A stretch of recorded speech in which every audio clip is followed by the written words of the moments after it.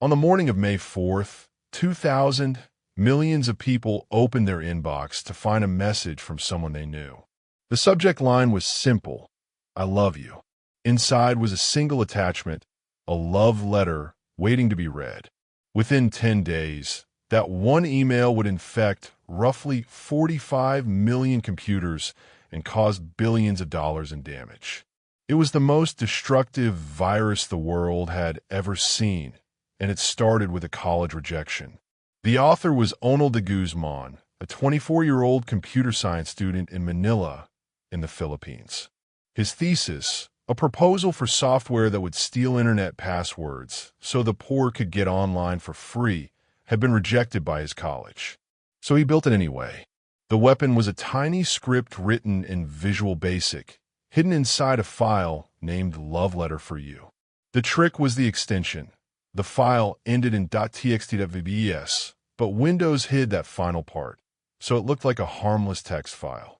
When a curious victim double-clicked the love letter, the script came alive. It overwrote the victim's photos, music, and documents with copies of itself.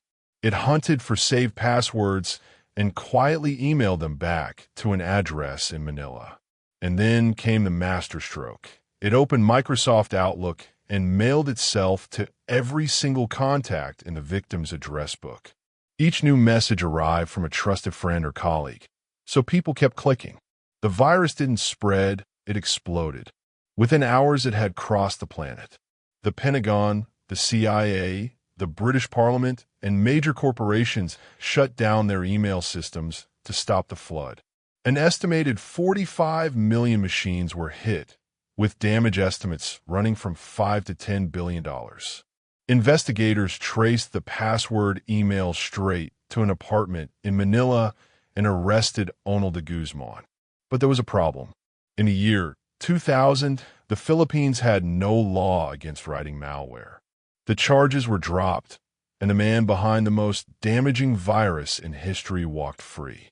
Iloveyou exposed how fragile both trust and law are online. Never run an attachment just because it comes from someone you know. Always show full file extensions, so a hidden .vbs can't masquerade as a text file. Disable scripting and macros you don't need, and filter executable attachments at the mail gateway. Keep offline backups, because a wiper doesn't negotiate. And the biggest lesson of all, the case forced the Philippines and dozens of other nations to finally pass real cybercrime laws. This was a case file from Ozonewall.